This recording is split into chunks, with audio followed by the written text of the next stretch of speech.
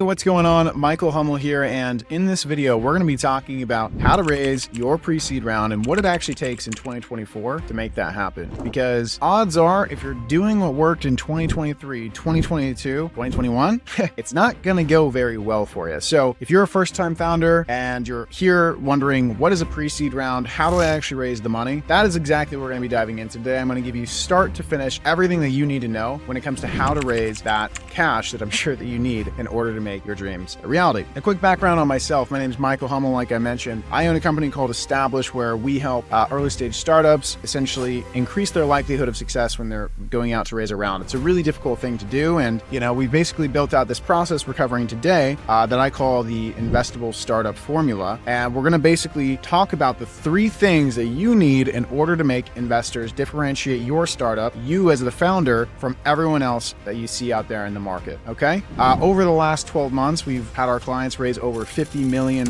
during one of the worst years of venture capital in terms of activity. And we've set up over 3,500 pitches for our clients as well. So I know what I'm talking about. Let's dive into this, and all your questions are going to be getting answered. So the first thing that I'm going to do is I'm going to actually go back and forth between talking directly to you as well as to having the iPad here for more of a visual. That way you can understand what it is that's actually going to be going on. So the first thing that I want to talk to you about is what the heck a pre-seed round even is. So if you're here and you're like, I don't even know, is this my pre-seed round or is this a later stage? Let's define it. So pre-seed is actually a relatively new term that's being used in venture capital. And for what reason, I'm not the one to say. All right, so let me explain what the venture capital market actually looks like. You're going to see that there are different stages of starting a company. People start off and friends and family. And, that's really the first thing you should do, okay? Like, you should be raising some money with your friends before you go out and try and raise money from strangers, right? So that's typically the first round.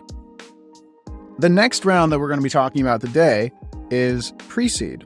Okay. And that's going to be for companies typically that are just right past the idea stage. Okay. So if you had an idea, you've put something together, you're a little bit past that stage of idea, that is pretty much where we're at right here, to where you need to go out and you need to raise, let's say, 150,000 on the low end, typically 250 to up to $1 million. $1 million seems a little high. The sweet spot for pre-seed is really that 250 to $500,000 to where you're going to be able to build this product, make it the MVP, and you're going to be able to take it to market before you have to go and raise another round of capital. Because that leads me to what the stage is after pre-seed. I'm sure you can imagine. It is the seed stage, right? And if you're getting crazy nowadays, a lot of people are doing what's called a seed plus round or a bridge to try and get capital. But what's normal is people go into their Series A, and then the Series A turns into B, C, D, E, F, and so forth. Okay? And this kind of just goes on until, either the company fails or, the magical day comes where you actually IPO or get acquired, right? Because that's going to be the goal for everyone. The end game. You're not just starting this for fun. You're not starting this because you think it's going to be something small. You think it's going to be something that's going to build massive amounts of value in the market. So typically what happens is some type of liquidation event where, like I said, you're either public or you get acquired. So with that being said, let's talk about the specifics of what to do before you actually go out and start raising this pre-seed round, because this is where I see a lot of people make mistakes, quite frankly. All right. And a quick disclaimer, this does vary a little bit based on your industry. So if you're in biotech versus, just straight up SaaS, the rules are slightly different. However, I want you to understand what investors are actually looking for, because if you understand what investors are looking for based on your actual startup, the likelihood of you getting money from them, getting a check, is much higher. So let me dive into the 3 things that you need to do before you go out and raise a pre-seed round of capital. Okay. Number 1, you need to be past the idea stage. All right. So if you just have an idea and let's say it's, Michael, I'm going to go out and make the newest flying car. Fantastic. What have you done to show that people will buy this flying car? How is this flying car going to be made? Who's going to be the first customer to buy it? How are you going to manufacture it? What do you know about flying cars? Why are you the expert on flying cars and so forth, right? You need to be past just the idea stage. Okay. A lot of people go out there and try and raise money the second you get an idea or you think that there's something that should be be there. It is an absolute waste of time. This could be something that happened 5+ years ago. People were throwing money left and right. Nowadays, you're going to need a lot more traction. So that's the first thing that I would say you really want to make sure. The second thing, number 2, what you absolutely have to do is you have to find your unique perspective. An investor is going to want to know what makes you the person that's actually going to execute on this. Why has no one else done this? What you would want to do is you want to probably talk to other experts in the industry. So let's say you've been working at Tesla and you're actually one of the head engineers there, and they shot down your idea of the flying car and now left Tesla. You don't have any non-competes or anything crazy like that, and you're like, I know that this will work. Well, that's a lot more exciting of a story. It's a really unique perspective for wanting to make this come a reality, right? So once you contextualize where you got the idea and why you're the person that's actually going to be the one best suited to bring it to market, that's when an investor is going to be much more likely to buy into or hear more about your story, okay? So determine your unique perspective, and if you don't have a unique perspective, go out and talk to industry experts. So find that engineer at Tesla who does have that unique perspective, who can tell you why they're not building flying cars. Like maybe it just doesn't work. And I know, again, flying cars is a ridiculous example, but this is so commonly skipped. And you just jump to trying to raise money and you wonder why no one's giving you money. Step number 3, invest your own capital. Now, step number 3 might get me in a little bit of trouble, but I really believe that investors want entrepreneurs and founders that have skin in the game. And what I mean by that is you have to put some money in yourself. So if you have $0, it's probably not the best time to try and start a company. You should have a job, have some income so that you're funding it. You're putting $10,000, $20,000, $30,000 down into a business. Because what's that show? It shows you're scrappy. It shows you know how to make things work when you don't have a lot. It's like the old saying, whoever can be trusted with a little can also be trusted with a lot. And it's the same in venture capital. It's you have to make sure that you're using the money wisely and you're not just blowing it. Because if you blew all your money to where you have none, why would an investor give you more? It's just not likely to work out in their favor. So more than that, it's doing the proper friends and family round. So if we go back to the iPad here, so this friends and family round right here, you should be raising money. So your friends, if you can't convince your rich uncle to give you a $25,000 check, and then, Aunt Becky to give you another $10,000, I don't think that you're necessarily ready. That means that your idea is not bulletproof enough to go to market. So make sure that you've raised $20,000, $30,000, $50,000 and you've already invested a little bit of money of your own. Because quite frankly, like what that's just showing the investor is that you are committed. And this isn't a side hustle. This isn't something you're going to give up on when things get tough, because building a venture scale business is extremely difficult. Now let's dive into the 3 pillars of an investable startup. This is basically what I created that I believe is going to give you the highest chance of actually raising money. Now, there's an inherent problem with being a early stage startup, okay? And everyone faces it. And what is it, do you guys think? It is the fact that you have no track record. People that make investments into the S&P, people who make investments for private equity, all that they look at to make their decisions are numbers, right? So the issue for early stage companies is there are no numbers. So what do you go off of then? You don't have 5 years of P&Ls to basically show an investor, hey, this is going to work out, right? So let's talk about those 3 pillars. And if you get 2 of these 3, you got a high chance. 3 of these 3, I think, you got it in the bag compared to most of the other startups out there. Now, number 1 is what I call narrative.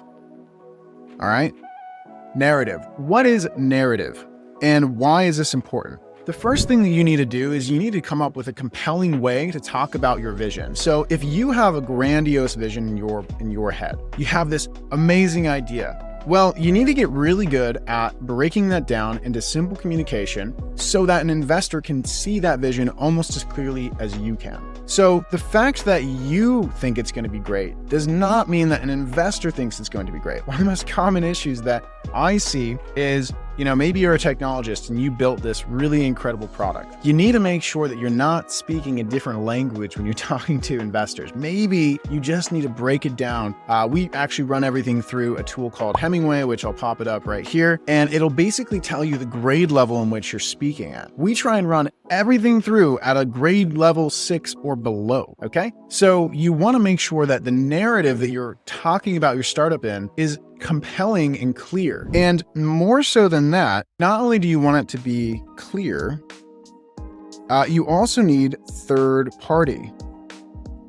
So what you want is other people saying that your idea is good, which is why earlier I mentioned talk to other industry experts. Talk to other people who can say, yeah, that's a really interesting idea. I wonder why someone's not doing that. I wonder why that does not exist. That would solve a big problem. And the way that we like to get third-party credibility is getting people featured in news outlets. So reach out to different local journalists, get talked about, build a little bit of talk, a little bit of chatter around your startup. And, not many startups are going to have that. So when you have other people talking about your idea at such an early stage, what it does is it just makes an investor go, why is that? Let me look deeper, right? So that they look deeper. Not everyone's going to invest. That's fine. But we want you to get past the oh, you're just another startup trying to raise money. So that's the first one. Narrative is pillar number one. The second pillar is what's called traction. This is the buzzword of this century. So if you've been trying to raise your pre-seed round and you've been being told no, it's because investors are saying, hey, come back to me when you have a little bit more traction. Now, traction, let's just define it. And traction can be wait lists, people that are like, hey, I want to buy this product. You can build a list of people that want that. It can be obviously the most clear one, customers. That's tricky at a pre-seed level because you might not have a product, right? So how do you maybe start conversations with customers and show the investor that you have people that want to buy your thing? And the other thing that is often overlooked is partners. So what reputable company out there, what big company that's not a direct competitor, but they have a similar audience as you, could you partner with and say, hey, I have this idea. I'm trying to bring it to market. How can we work together on this? And you want to get them bought in, and you take this to the investor with the narrative that you have built out. It's going to be a much more compelling argument for why you're going to be the startup that's going to, hit it big. And then the last thing you're going to want, pillar number 3, is investor meetings. Now, this is very obvious. You're like, well, duh, Michael. I need to talk to investors. So here's the issue, right? I see people, 1, talking to the wrong investors, 2, not talking to enough investors, and 3, thinking that you have to laser target only 5, and those 5 people are the only people that'll ever invest in you. Wrong. Okay? So what I always say is you need both quantity and quality. If you have a high quantity of conversations with investors, why is that good? Well, it's good because it's going to give you practice. So even if, say, the first 10, 15 pitches that you get out there aren't with investors that are the perfect fit for you, it at least helps you craft your narrative. So it actually fuels this narrative piece. It makes it so that you sound better. You hear the holes that they're going to poke, right? The last thing that you want to do if you're about to raise $500,000 is to go into a room and pitch this investor that is actually perfect for you, would make an incredible partner, would be able to introduce you to XYZ company that's going to help you grow your company faster, and to botch it. The amount of times that happens is stunning. So please do not do that to yourself. Make sure you set yourself up with a lot of investor conversations because they're going to give you some of the best feedback in terms of what you might be saying that's turning them off. Okay. So those are the 3 pillars. If you have a narrative, traction, and investor meetings, you're well on your way to raising a round of capital. Now, what I want to talk about next is finding the right investors. Okay. So finding the right investor for a pre-seed round, let's hop back into our handy dandy graph. Finding the right investors, it's greatly dependent on your stage. All right. So you need to make sure you're not reaching out to investors that fund companies when they're about to IPO, or like people that are in private equity. That's obviously the wrong type of person. You need to make sure you're not reaching out to investors that fund deals in B, C, D, E, F, G, H rounds. So if you're trying to raise your pre-seed round right now, you need to be talking to investors that only fund deals that are pre-seed stage, right? Because that means that they have a higher tolerance for risk. And quite frankly, pre-seed is an extremely risky thing to invest in. So let's talk about who that actually is. So the first thing is going to be high net worth individuals, right? So these are going to be just what are called accredited investors, or people that are rich.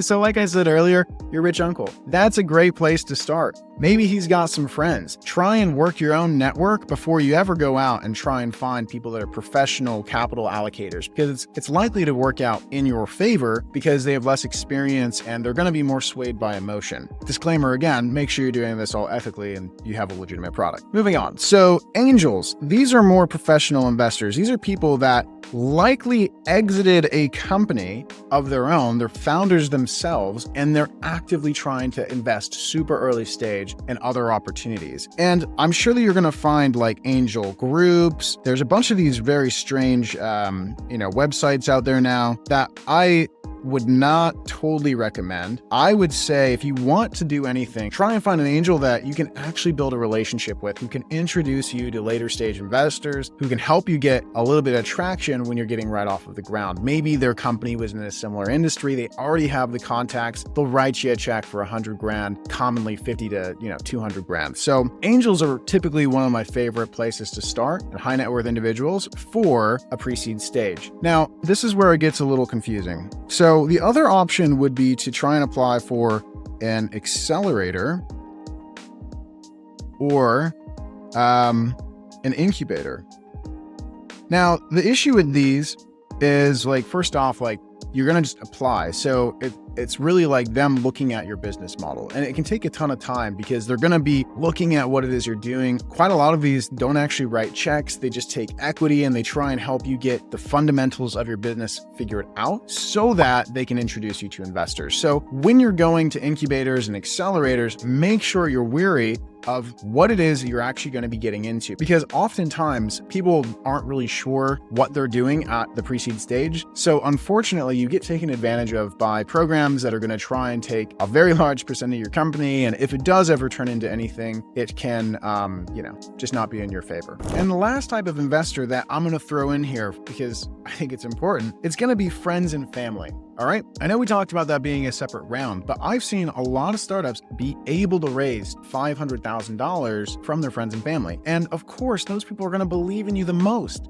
Now, what's important is that you do not take their last dollars. This is an extremely high-risk game. So if you're taking Great Aunt Becky's last $100,000, make sure you can sleep well at night. In fact, don't do that. Just make sure that what you're building, you obviously believe in, but you have money from people who can afford to lose it. That way, you're not ever put in a very awkward position. So if you get traction, you have your narrative, you're reaching out to the right investors, you're going to be well on your way to raising anywhere from $250,000 to, like I said, up to about $1 million bucks. It's what I will classify the pre-seed round as. If you want to see more videos like this, just go to thestartupshortcut.com. I got the link right here. We've got a network of around 200 or so founders that are building, where we just give totally free resources that I can't share here on YouTube that you're going to be able to use and implement into your company and hopefully increase the likelihood of your success. So thank you so much for watching. Like, subscribe, make sure you comment below if there are any other topics specifically that you would like to hear from, and I'll see you in the next video.